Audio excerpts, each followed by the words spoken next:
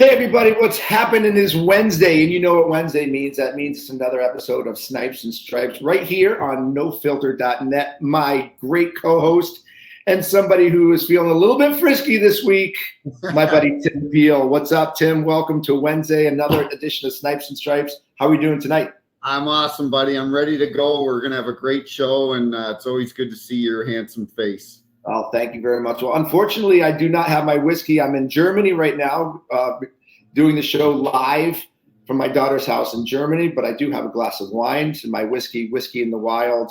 You can find it whiskeyinthewild.com is a happy sponsor of Snipes and Stripes right here in No Filter. And our great friends at Bet Online, and I'm sure you have a nice message from Bet Online for all of our viewers, but they've been a great sponsor for us so far this year. They have, JR. The holiday season is off and rolling with NFL in full stride and the NBA and NHL hitting mid-season form. Bet Online is your number one destination for all your sporting wagering info. With up-to-the-minute sports wagering news, odds, trends, and predictions, Bet Online is the top spot for everything pro and amateur sports. And not just the big four. Bet Online has info available at your fingertips with both desktop and mobile access at any time for almost any sport that is played, from MMA to international soccer. Head to Bet Online today and remember to use promo code BLEAV, B-L-E-A-V, for your 50% welcome bonus on your first deposit. Because guess what? Bet Online is where the game starts, buddy. Thank you to Bet Online.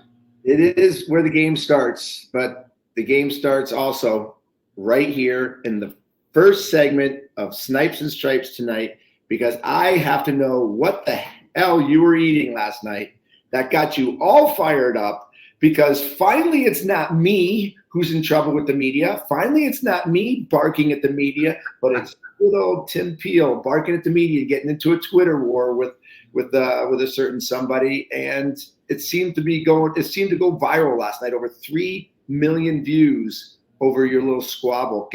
What happened? Yeah, no, it's for years the media is always, I would like to think that you and I are always going to have the players' backs, and I find that the media can be so negative towards certain players in certain parts of the country. And this journalist asked Connor McDavid, would you rather win 4-1 or 7-5? Well, of course you'd want to win 4-1. It was an asinine question. I retweeted somebody else's tweet. I didn't include the reporter's name. I didn't even know who asked the question. And all of a sudden I got a message, a DM on Twitter, and basically mother effing me and saying I was a horseshit ref and just went after me. And I was like, whoa, hold on now. You've been in this business for however many years. You're able to criticize. You've criticized the officials your entire career, and a lot of other journalists. You've criticized players, but all of a sudden now, if you get asked or you get called out for a question that really was stupid at the end of the day, you throw a hissy fit, and you're that sensitive that you can't handle the criticism. I've been taking criticism my whole life, and all of a sudden you can't handle it. The media are a bunch of babies. They're a bunch of babies. You can't say anything bad about them. Oh, they're the ones that promote the game. We're the ones that put you in the paper. We're the ones that promote you. We're watching. You should be nice to us. We can never do anything wrong. It's a bunch of BS, okay? Because all they try to do is create a story or write something negative or create negative energy to try to get somebody to read their columns. And a lot of times it happened with you. Look what that guy did on Puck, the Aaron guy on Entertainer, and he writes a stupid headline to get people to come in to read his stupid article, which is 100% false. And by the way, you're dumb enough as a reporter to ask the best player in the world, Connor McDavid, who probably has the most competitive edge, who is frustrated enough as it is that they're losing, a question about winning 4-1 or 7-5. I mean, these guys, they think they know the game. They think they know the game, Just like Greg Wisniewski. Yeah. I can't even say his name. Yeah.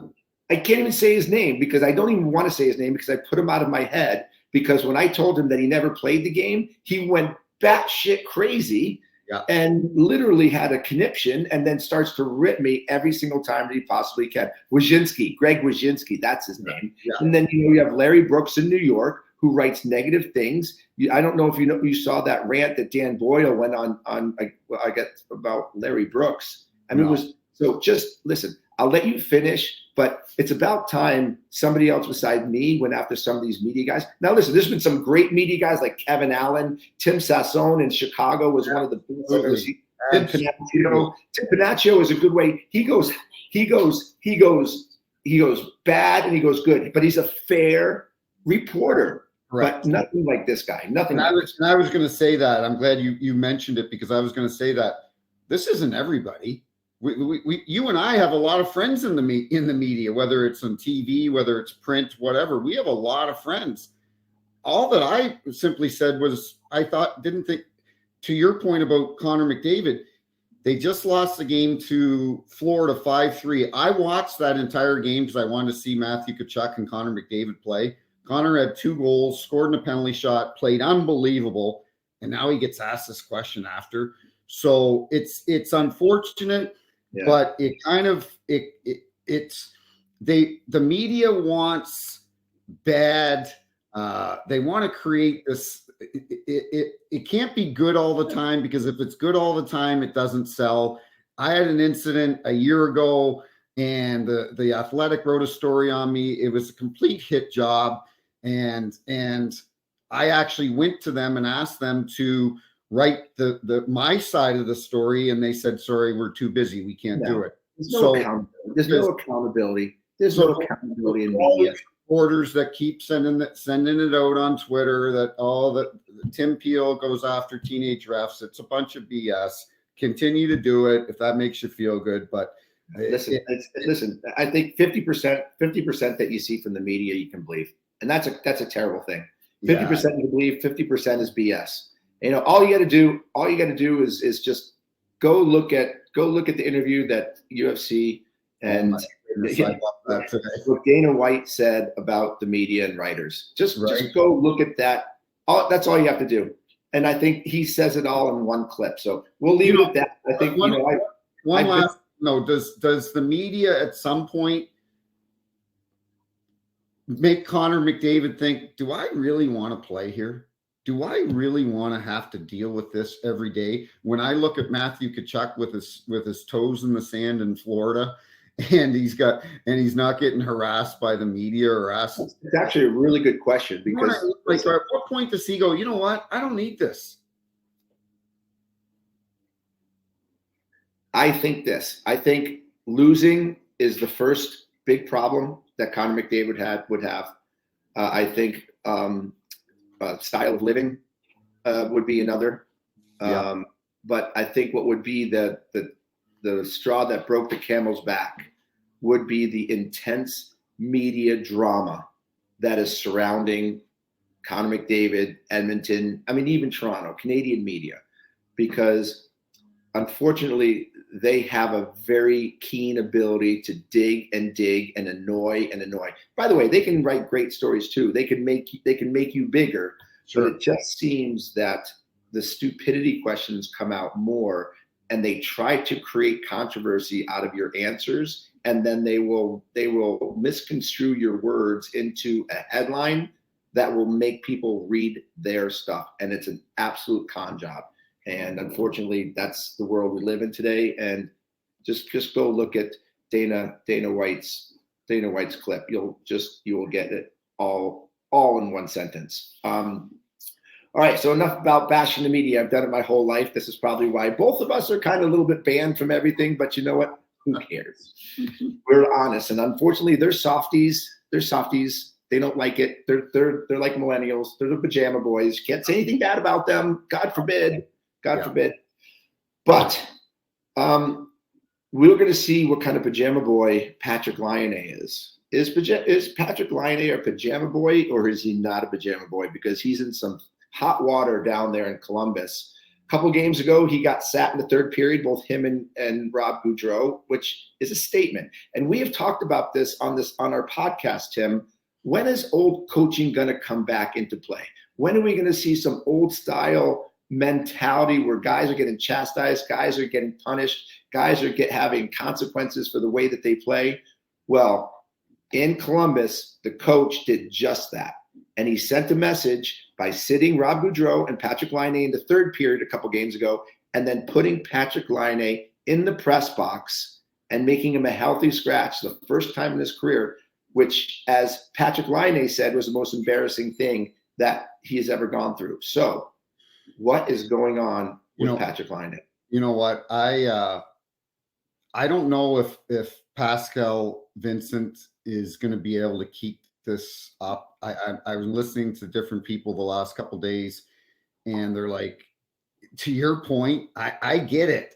Okay. Like, that's the way when you played, and when other, not even that long ago, that's the power that coaches had, and they set them and so on. But now what happens is, I guarantee you, Patrik Laine's been on with his agent, and I wouldn't be surprised. Why?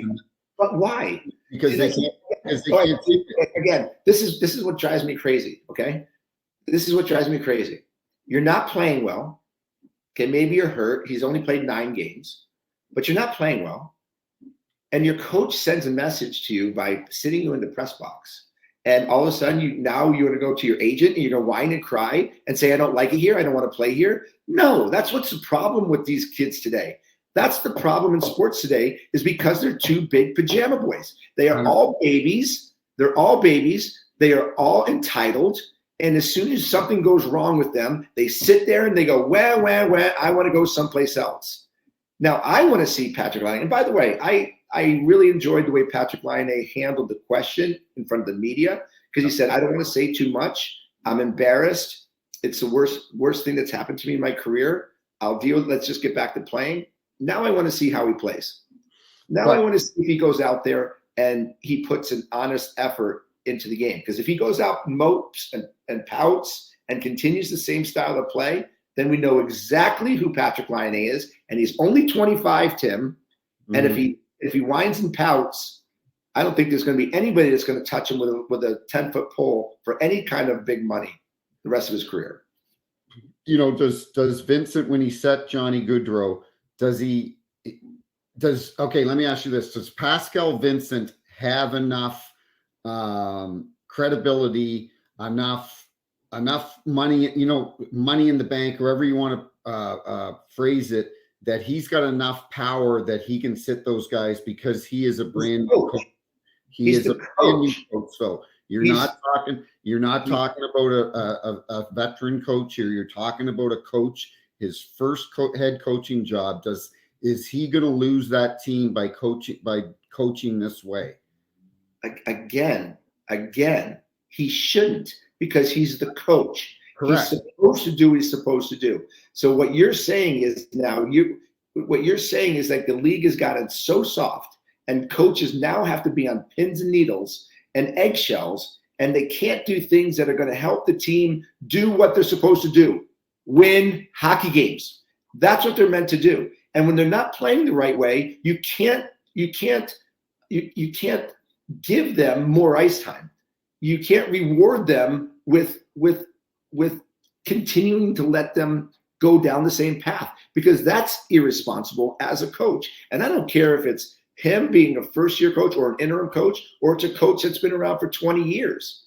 The mentality of a coach is to get this team to play the right way and win. I'm not arguing with you, but guess what? That's why Pierre-Luc Dubois wanted out of Columbus when he played there for Tortorella, because he didn't like Torts' style. I agree with you. I'm not saying it's right that the coach doesn't, he should have this power, but the reality is, in the game the way it is, and to your point about them being soft, Pierre-Luc Dubois wanted out of Columbus because of. Okay, look where Pierre-Luc Dubois is right now. He's in LA, and he's now done that twice. And There's a lot of people who have now lost a lot of respect for Dubois, and they also question his heart and his dedication and his loyalty to the teams that he plays for. Yeah. So now he's in LA, and he's doing okay. I mean, he's not the great player that we're all thinking he's going to be. But again, all I'm saying is I don't know if Vincent has the same jam or the same credibility that a John Tortorella does. Because I'll tell you what. If it works, guess what? This guy's going to have a job for a long time. Yeah, you're right. And it might be worth the risk to make this statement and make the statement with the top guys. I mean, Laine's got 9 games. He's got 2 goals and 1 assist, and he's -6. You can't tell me that that's acceptable for guys making $8.5, $9 million. It's totally not acceptable. And Jonny Gaudreau is not much better point-wise. So, you know what? Good on Pascal Vincent. Maybe he says, you know what, I'm going to do it my way. And if it works, it works. And if it doesn't, I can at least look myself in the mirror and say I did it my way. 100%. Now, Patrik Laine needs to show that he cares. Yeah, he does. And he has to do more in a game that he would normally do, because he's kind of lazy. He's not a drop your head and grind it out sort of guy. No. He's not a digger. He's not a fast, in-your-face, gut-working guy. He's a finesse. He's an opportunist. If the puck gets turned around and goes the other way, he'll skate back, but he won't bury his head and drive his ass back to make a play. He won't do it. But you know what? He better do it now, because now he's under the radar. He's under the microscope. And if he doesn't react the right way, not only is that going to be bad for Columbus, but it's going to be bad for Patrik Laine, because the stock is going to drop immensely. So I would highly suggest that Patrik Laine forget about being embarrassed and get mad and angry and climb on top of the table and stomp your chest and get mad, rather than crawl under the table and pout and call your agent and ask for a trade. We'll see what happens, but it's going to be very interesting to see the reaction of Patrik Laine after this. And the Columbus fans deserve better, JR. I worked the first game ever there. What a great comment. Great building.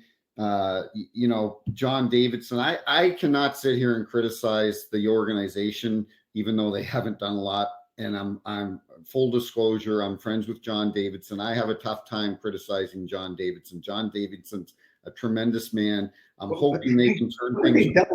Look what they've done. I mean, you can say all you want about the team. They went out and got Patrik Laine, who a 40-goal scorer. That's tried to make the team better. They signed Jonny Gaudreau. Okay, yeah. They brought in some good players. They have done a good job. And you're right. The fans there are fantastic in Columbus, right? And it's a nice place to live. I mean, they're not a great team, but they've done some good things over the last couple of years. Look what they did to Tampa in the first round a couple of years ago. Took out the top team in the league. There is roots there, and they're a lot like Buffalo, right? They could play really good one day and just a totally different team show up the next. There's just no consistency. And maybe the coach is trying to get the team to be more consistent by making a statement with the top guys. And I think it's right. I give him credit. Yeah. Let's see if it works. We'll see if it works. Right. We'll see if it works. Hey, speaking of top guys, I got to ask you a question. And this is kind of, I might get a lot of crap about this, but I was watching the Chicago Blackhawks Buffalo Sabres game the other day. Let me just before I tell you what happened, I'm going to pose this question to you, and I want you to be totally honest with me. Okay. Do you think that Connor Bedard is nervous and a little bit scared on the ice playing this early in his career? He looks nervous. And you and I have had, it's well documented in our other podcasts that we have kind of different views sometimes. So you're a little harder on him. Maybe I'm too soft. But yeah, you know what? He looks nervous out there. He looks like he maybe, I don't know if intimidated is the right word, but he looks like. That's a great word, actually. That's actually the word that I would use first before scared. I would use intimidate. That's a great word. Yeah. He doesn't look like Sidney Crosby did when he came in the league. Sid didn't look intimidated. He was engaged. He was in your face. He would give it back to players. You and I have discussed this. We're not asking Connor Bedard to go out and fight, but you also need to need to stick up. But I do want to see more. I do want to see more energy, some more energy from him. I want to see more facial expression from him. Right. He's playing better. He's playing better over the last 10 games. Obviously, he's scoring more goals. His last couple games has just been average, but it was his last game against Buffalo, and there's something that happened in the first period, or it might have been the third. Connor Bedard's coming down the boards, just in front of the boards. Okay, just before he goes over the blue line, he sees Owen Power coming at him and closing him off. Connor Bedard pulls up and just throws the puck aimlessly to the middle and just like kind of jumps out of the way. Doesn't even make a move to try to go around him or plow through him or go skate by him or chip the puck into the corner and jump around. He literally put the snow brakes on and just threw the puck wildly away and gave up the puck. And what that tells me is that he is nervous. He's a little bit intimidated. He doesn't want to get hit because the same play happened against Florida in almost the same position. He came over the blue line, he went in, and he got tattooed by the defenseman of Florida, and it led into a brouhaha. Yeah. And then Matthew Tkachuk comes in and starts punching Bedard, and you know what Bedard does? He just turns away, and he doesn't even look at Matthew Tkachuk in the eyes. He just turns away. There's no bark back. There's no facial expressions. It's almost like he turns around like he wants no part of any kind of altercation, whether it's physical or verbal. Now, I understand it. He's only 5'10", 165 pounds maybe. Yeah. He looks like he should be a freshman in high school. Mm-hmm. I think there's a lot of things that are going against Connor Bedard in terms of this early part of his career. And he's going to be great. I'm not being hard on the kid because I think he's very good. I think he's going to be very good, but he has some growing that he needs to learn how to do very early. And if he keeps turning his back, and if he doesn't show any bark back or any bite or any jam, okay, or if he keeps pulling these snow breaks and pulling out of these possible hits, he's going to get a reputation that he can get pushed out. Yeah, no, you're right. You don't want that. You don't want that, Tim. No, you're right. And I don't know how old you are when you went to the Quebec Major Junior League, but you've got, junior hockey, you've got 16-year-olds that are playing against 18, 19-year-olds. That's got to be intimidating. You're dealing with Connor Bedard, who's 18, playing against 30-year-olds, 35-year-olds. That's got to be intimidating. I agree with you 1,000%. I'm a huge Austin Matthews fan, but I hate it when things get rough and he gets a smirk on his face and he turns his head kind of like what Connor's doing. I don't want Connor to do that. We're not asking him to fight. We're just saying show some back. Show some grit. Yeah, I agree. I mean, Marchand went after Connor Bedard in game 2. Literally went after him, was taking him into his bench, was giving it to him, and Bedard literally didn't do anything. Didn't change his facial expressions, didn't look at him, didn't say something. I mean, at least turn to him and yell a profanity at him and tell him to go to hell or do something or chop his stick. There has to be a reaction. Maybe. And I know Connor Bedard is going to be great. There's no question he is great, but he's going to be better. And early in his career, he's got to feel his way through these situations and understand the pace, the speed, the size, the strength. He will get better, but he can't wait too long. He's got to understand that he's got to have a little bit of snarl in him. His childhood hero was Sidney Crosby. You watch Sidney Crosby when he played. He wouldn't take that shit at all. Crosby has as much snarl as anybody. Exactly. Like look at how animated he is in the game. He's barking at the refs. He's barking at the players. He's barking at other guys. He's barking at his own team. You know what, buddy? It might not be in his personality. It might just be who he is. Like it might, you can't paint stripes on a tiger or whatever that expression is. Maybe that's just who he is, and we may never see that part of him. That might be the reality of it. Give me a player that has reached superstardom, especially a generational player, who hasn't shown that a kind of grit, kind of a snarl, kind of a bite back. No, I agree. Connor has it. Connor has it. You see it his face. Yep. He's barking and yelling. He chops. Yeah. Sidney Crosby does it. Alex Ovechkin does it. I mean, you even see Jonathan Toews and Patrick Kane. They're barking. They're chopping. Stamkos, McKinnon. Name a player that's a superstar that doesn't have snarl. Yeah. Whether the or the other players, whatever. I agree. They're not there. So listen, I'm hoping for Connor Bedard. I really am. I hope, because I'm obviously a Chicago Blackhawk fan. I want to see that team do well, but I like the way he's progressing. But I see certain things that come into his game that kind of get me a little bit nervous. I'm not jumping ship on the Connor Bedard train. I'm not jumping off the Connor Bedard train, but I hope he sees this, and I hope he says, you know what, thanks, JR. Because he's got a lot of guys around him that are going to protect him. He doesn't have to fight. No. All he's got to do is show some bite, show some snarl, show some give back, and guys will respect that. They're not going to go after him. He does not want to be known as a guy that can get pushed out of a game. Well, I'm looking forward to seeing him. I haven't seen him live yet. I'm going to see him in a couple of weeks. I'm going to be in Chicago, and the Blues are there. I'm going to take my son to the game. So we'll see. We'll see if it changes. Like I say, we've talked about it. He's 18 years old. Let's let him get through this year, get his feet wet, and we'll reevaluate. Yeah, I agree. But it's been a lot of crazy stuff, man. A lot of crazy stuff. And there's a crazy thing happening up in Toronto right now. And Toronto has a big problem on their hands.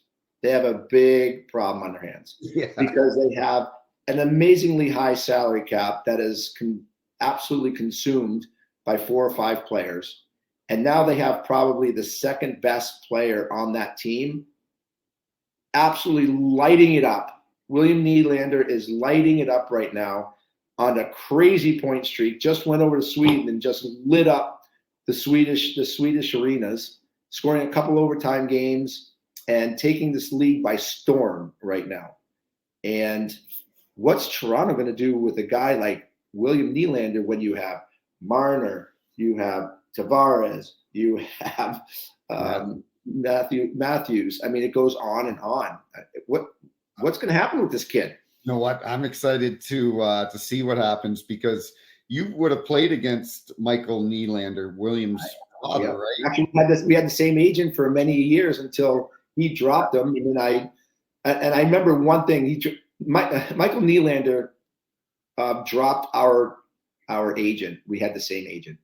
I was so mad at him. It was right before the 2002 Olympics. And I remember he's playing for Sweden, and we're on the ice at the same time. And I'm like looking for the opportunity to light him up. He comes around, he makes a little, I see him coming down the boards. He's going to make a little button hook, and I know he is. So I come up from behind him. He makes that button hook, and as soon as he does, I go, boom! And I just lay an elbow and a shoulder into Michael Nylander's head, and he just goes flying. And I remember skating away going, that was the best feeling that I've had in a long time, is knocking Nylander's head off because he dropped our same agent. I thought that was really disrespectful. You know what? But a very good hockey player, Michael Nylander. He was. I love seeing him in the stands there in Sweden. But you're right about William. He kind of took some criticism. Do you remember the Tampa series a couple of years ago? The puck went in the corner, and he slowed down. He didn't want to go get it. He didn't want to get hit. And William Nylander was kind of, is he too soft to play? I'm telling you, this kid, when this trip to Sweden might have been the best thing for his career, because he just completely took off. I'm so impressed with him. And right now, to your point, he is the second best player. He's better than Marner right now. So do they have to trade Marner? Because there's no way that they're going to be able to.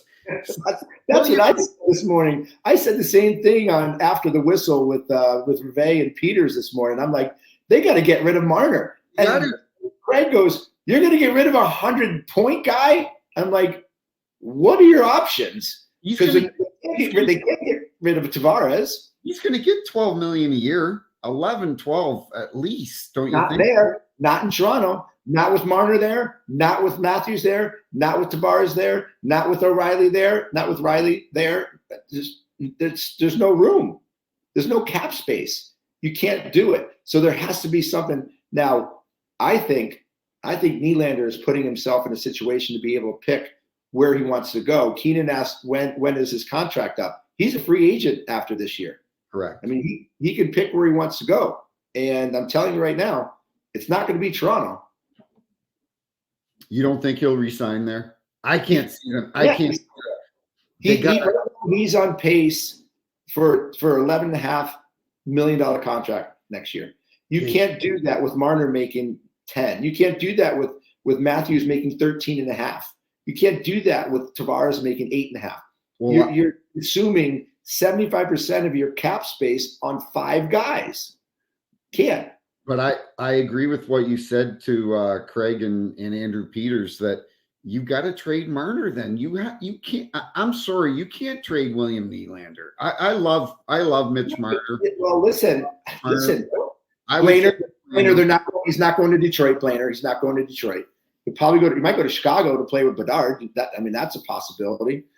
But listen, if they trade, if they come to a point where they see that William Nylander is going to be wanting major money like this, you have Tavares, who has a no trade. You have Marner that has a no trade. So you're going to have to go to them and try to get them to lift those no trades, or at least expand to a certain number of teams that they will go to. Not only that, but you'll have to pay, in Tavares' situation, probably part of his contract. So you have a whole skew of possibilities, but obstacles with those 2 players. You mean to tell me that if Toronto can't do anything with that, either of these players come trade deadline, that they wouldn't take an opportunity to maybe go out and make a blockbuster deal with somebody to get a couple first-round picks, a couple real solid core players that a Michael Nylander would get back in a trade and really make a statement on where they're going in the next couple of years, and knowing he's probably not going to be here next year. We don't want to give him up for nothing. I mean, that's going to happen. It might be that situation. Yeah, the Jonathan Tavares contracts really handcuffed them, and Jonathan Tavares is a point a game per guy. And he's been great. You can't say bad things about Jonathan. He's a world-class, first-class person, first-class guy, but he's not going to be the guy that gets you over the top right now. No, he's not. So it's going to be interesting to see, because I just can't see them not finding a way to re-sign Nylander. You got to find a way, JR. Like, it's just, the guy is an incredible. I know you got to find a way, but somebody's got to go. Somebody's got to go. So why do you say it would be Mitch Marner? Because I kind of agree with you. And if you look in the playoffs over the last 4 years, Marner's done nothing. Well, last year, Marner had 13 points in 9 games, or 10 games, 11 games. How many ever games they played? 12 games. He had a point a game. But just like Matthews, they have a couple big games where they have 3 or 4 points. Then they go pointless for a few games. Then they have another big game. Their points are stacked. So they're not consistent in the playoffs. William Nylander last year was the team's best player in the playoffs by far. And he's the most consistent over the last 3 years. So there comes a point, like Mitch Marner. I remember Mitch Marner took a load of crap from the media and the fans for literally being on the golf course the day after they got knocked out of the playoffs. Kind of like, oh, well, we lost, let's go play golf. So that's kind of in their heads. I think Mitch Marner, you can get a ton back for Mitch Marner. And I think you can survive without a Mitch Marner. Does it suck not having a Mitch Marner? Of course it does. Yeah, I agree. I think you can survive without Mitch Marner. And to your point, though, you can't sign Nylander, because the rest of your team is going to be crap around you. You're going to be paying everybody the league minimum. So one of those guys has to move. It's obviously not going to be Matthews, not going to be Tavares. I don't think it's Tavares. If Trelevin's able to pull something off where he can get rid of Tavares and keep Nylander, then good on him. But it'll be. I would love if there's one of the crew watching that are in our chat group right now that has an opinion about Toronto, has an opinion about who should go. Give a little knock here on the board. Would love to see what other people think. Maybe a fan of Toronto, and watch them a little bit more than we do, that would have an opinion on what should happen. It's a tough situation. There's no question that Toronto Maple Leafs are going to be in trouble. By the way, it's one of the reasons, what's his name left over the summer.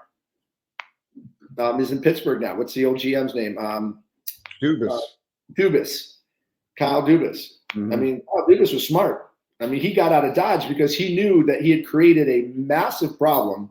Correct. In Toronto with not much in the tank back in the minor league system, and knowing that he is over cap spaced with 5 or 6 guys, and it's going to be very hard to get out of that in the next couple of years. So Dubas made the right choice by bouncing ship, but now he's left it in somebody else's hands, and I don't know if it's fixable.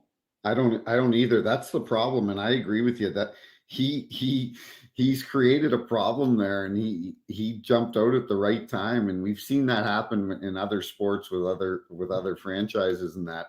And he, whether him and Shanahan had their differences or not really is inconsequential, but it's a problem. It's a problem. How are you going to re-sign him? And Brad Trelevine's a great GM, but it'll be interesting to see, buddy. But listen, hey, good for Matthew Nylander though.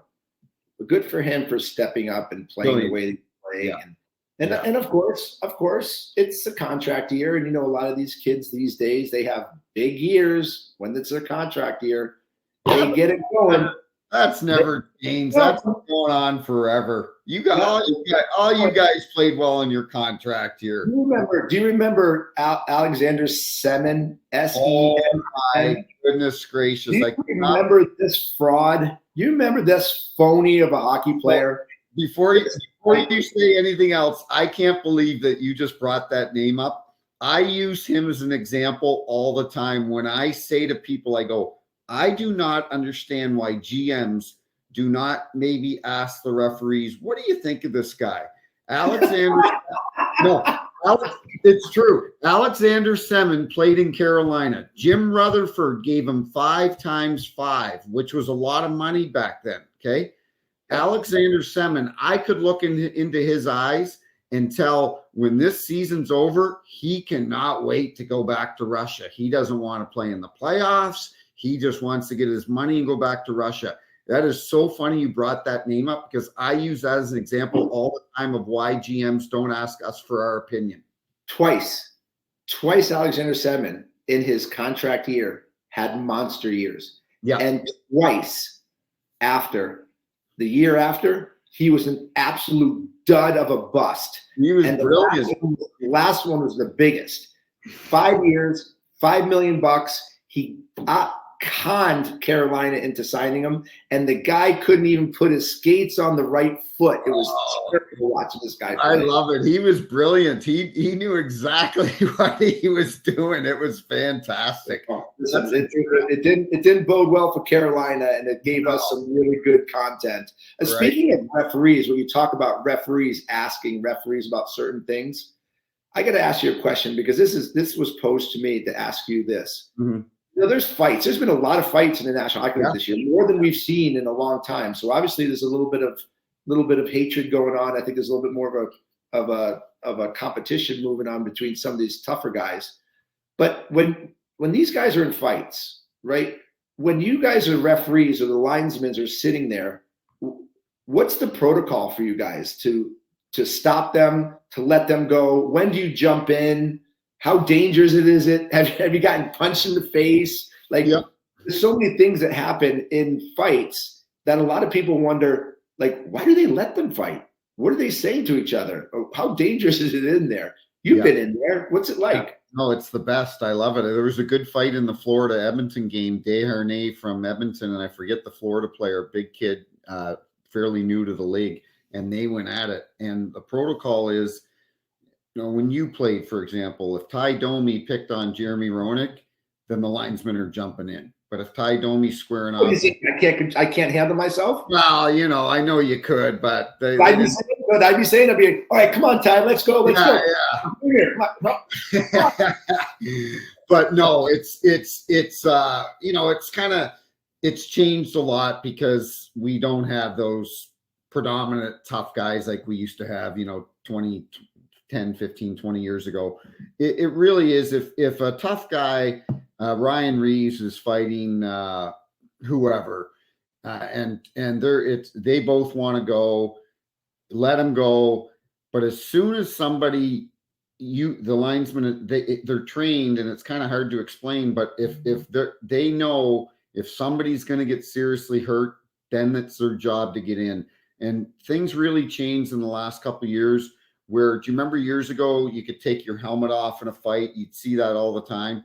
Yeah. Well, they implemented a rule that's now a minor penalty. So you can't take your helmet off because they don't want you and I fighting. We take our helmets off, we fall down, we hit our head on the ice, and bad things obviously happen. So the protocol is if someone's getting seriously hurt, get in there. But if it's two guys that want to go, and sometimes it's like I remember working games. You'd say to your partner at the next TV timeout, said we needed that fight because things were starting to get off the rails. The intensity was the heat was rising in the game. It was getting chippy, and all of a sudden, two heavyweights come out and they fight, and it kind of calms everything down, and you go back to playing hockey. So sometimes it's good for the game. I love that. We kind of got away from it the last couple of years, but to your point, the fighting majors are up this year, and that's good to see. That's good for our game. It shows that we're only in November, and that it's people are already feeling the pressure of making the playoffs and staying in the lineup and so on. So I love it.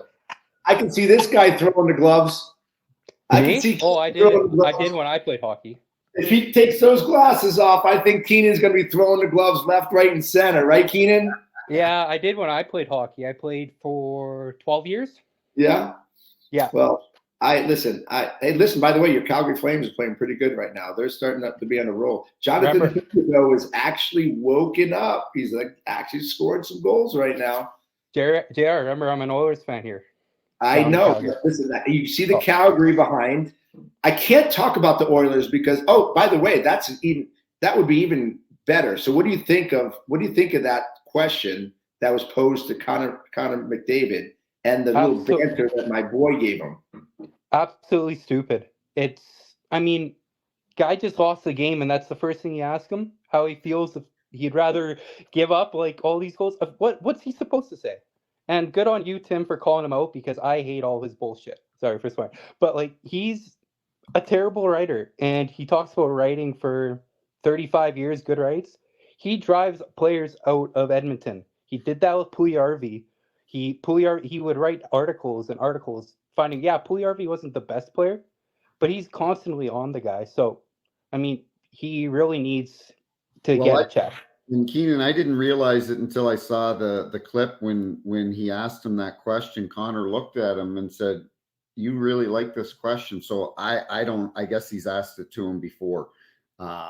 So you could see the frustration in Connor's voice and face, Yeah, exactly. And he's the same one who asked Woodcroft, "How do you feel about your job? Are you worried about your job?" It just shows what kind of a person he is. He's not that nice of a guy to deal, I'm sure, with players, and he's one of the more well-known. Thankfully, he wasn't the one who made the comment to Draisaitl about why are you so pissy, but at the same time, just shows the kind of person he is, right? They are SHIT disturbers. That's what they are. Yeah. And for me, myself, who wants to get into journalism, I'm hoping if I ever make something out of it, I'm not like that for sure. Well, if you ever go into a locker room and ask a player if they'd rather win 4-1 than 7-5, then I'm going to question why you're even in there myself. So, buddy, you're the best. We'll see you next week, okay, pal? Oh, next week it is? Thanks, Keenan. So, JR, I don't have a problem with, you know what? I'm not a journalist. They do their job. They can do it however they want. It's not going to affect my life, whatever. The only problem that I had was you're not allowed to be criticized. That's all.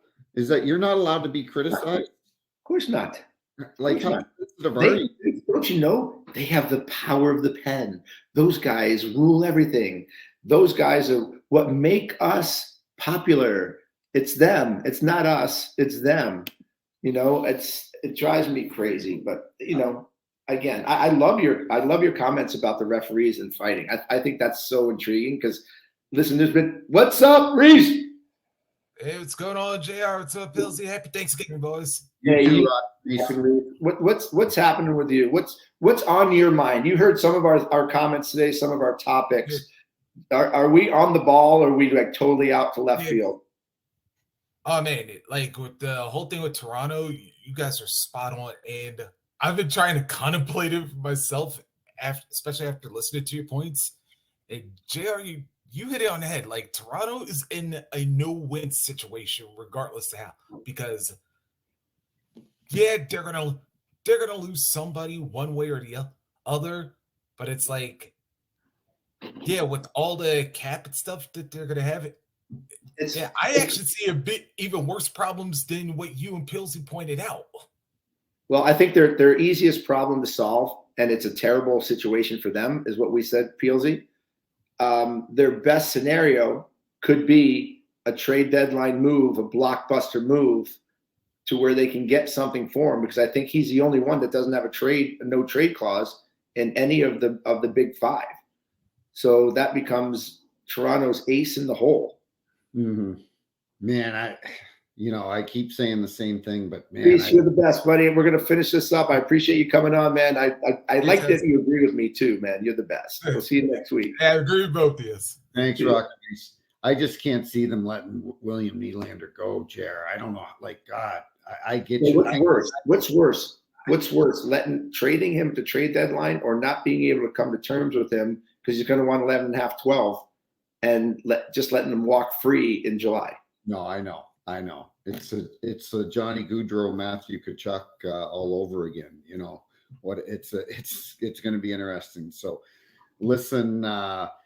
Let's talk about underachieving and overachieving. And I want to talk about underachieving first. And there's 4 teams that I jotted down yesterday: Carolina, New Jersey, Minnie, and Edmonton, of course.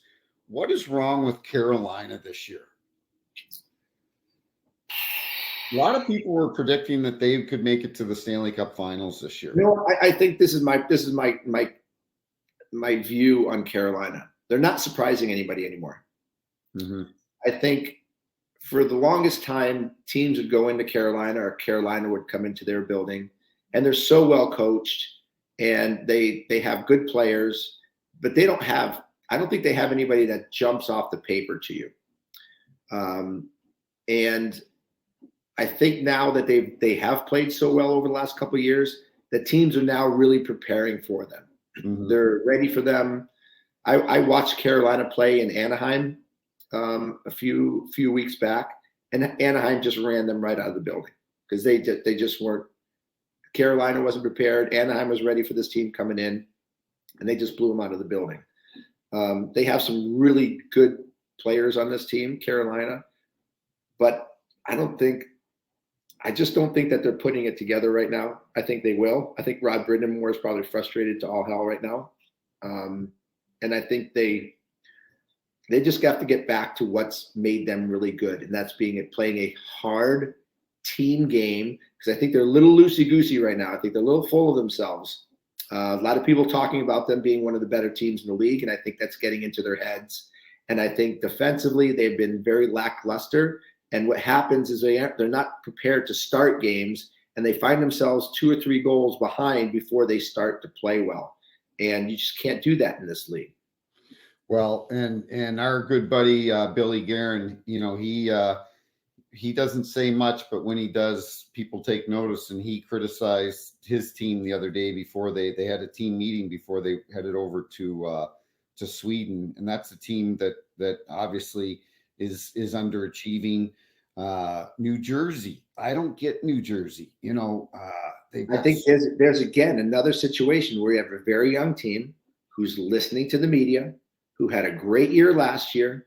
Everybody's talking their praises, and they're just let their foot off the gas, and you can't do that. You have to throw the pedal down, right, when you're in that situation. They gave up a couple really good end defensemen in New Jersey, and I think that's hurt them a little bit defensively. They're giving up more goals this year than they have in the last couple of years. They can put the puck in the net, obviously, with Hughes and the boys, but Yeah, because didn't they have Graves and Severson? Severson? Yeah. Severson, yeah. Okay, Edmonton is 8 points out of a playoff spot going into tonight's games. They're going to lose tonight again in Carolina. They're going to lose again tonight. Can they make the playoffs with their current goaltending situation? No. Who do they get though? What does Kenny Holland or Jeff Jackson do? Because you just sent Jack Campbell down that in a second year of a 5x5 deal. Your starter is Stuart Skinner, who I actually thought a lot of him last year. I thought this kid's going to be good. For whatever reason, he's not bringing it. What do they do, JR? There aren't any goalies out there.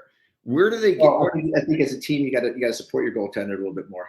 You got to play more of a team game defense. And that's one thing that Edmonton has not been able to do this year. First of all, they're not scoring enough on the back end. Okay, they're not getting any really good third and fourth line contributions, and they're not getting good defensive contributions on the goal side, which you obviously need a little bit too. But they don't play a consistent 4-line, strong defensive core team that protects the goaltender. They let him out to dry way too many times. That puck ends up in the back of the net too many times. Too many odd man rushes. Too many guys that just are making the wrong plays. And it's consistent.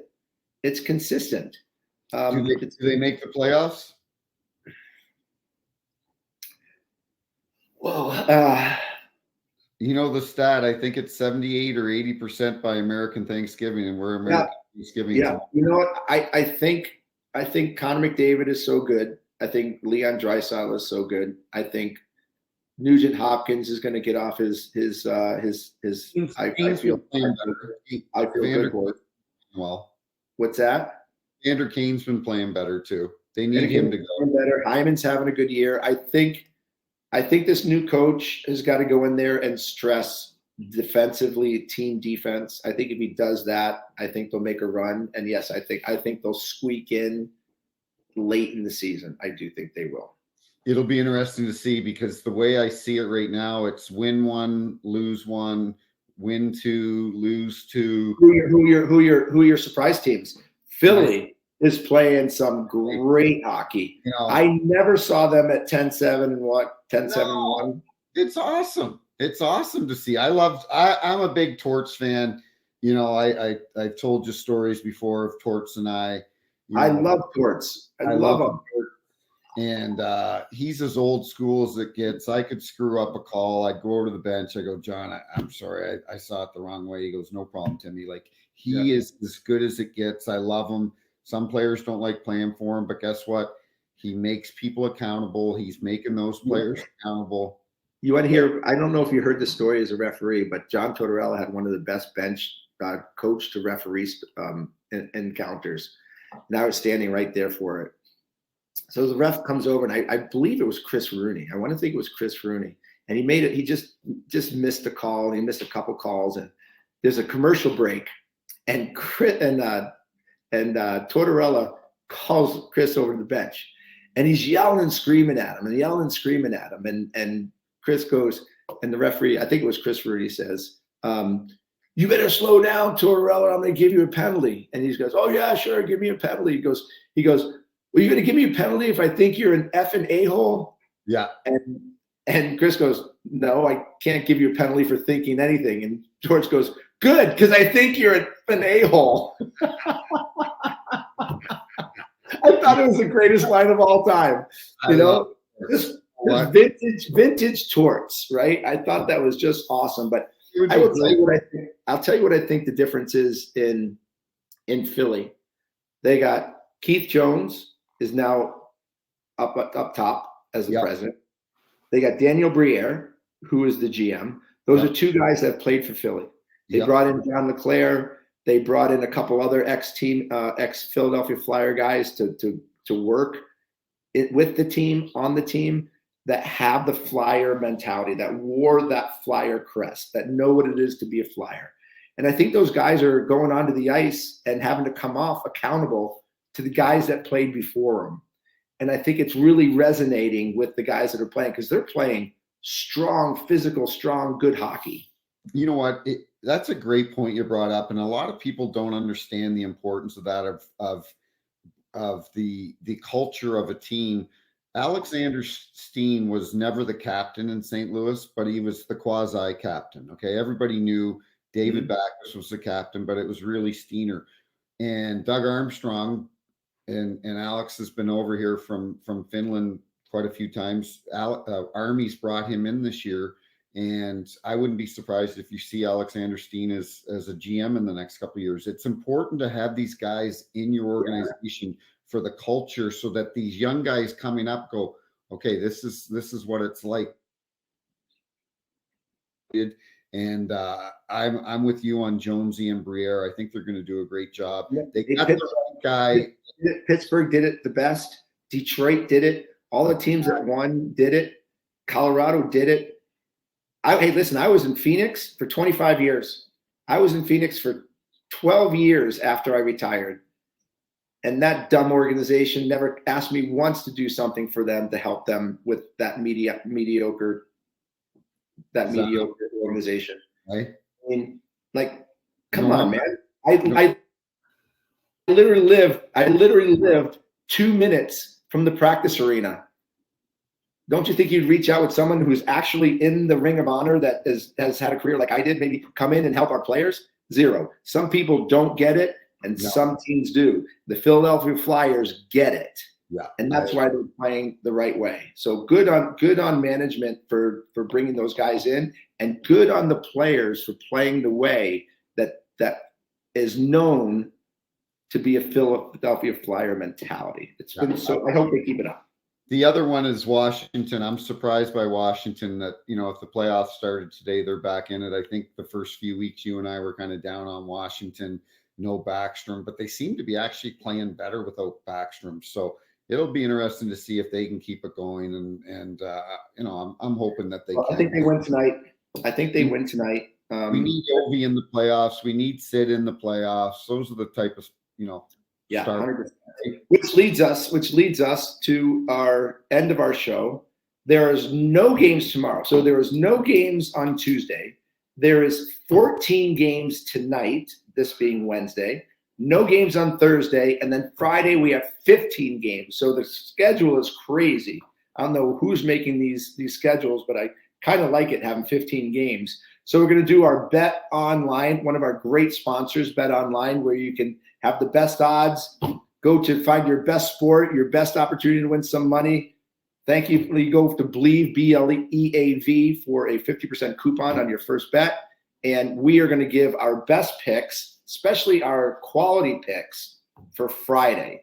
So and by the way, Blainer, you lost money last week, baby, because you went against us. Exactly. I took out against Vancouver. Bingo. I won. You took Arizona in Columbus. Arizona won. So Blainer, probably a good idea to listen to us tonight and put money into your pocket. Go to Bet Online and put in our picks that we're going to give you right now, because we are hot. Go. I'm taking Florida. I think I'm really, you know what? I wish we had more time, but I'm really impressed with Paul Maurice and how he's got this team playing right now, buddy. Ekblad has been out of the lineup. One of their other defensemen's been out of the lineup. Florida I didn't think they would carry on after the run that they had, because they kind of bullied people in the playoffs last year. And I didn't know if they could keep that momentum going forward in this early in the season. Florida's looking great. I'm going to take Florida at home. It's a tough game. They're playing Winnipeg. Winnipeg's playing very well, but I'm going to take Florida at home.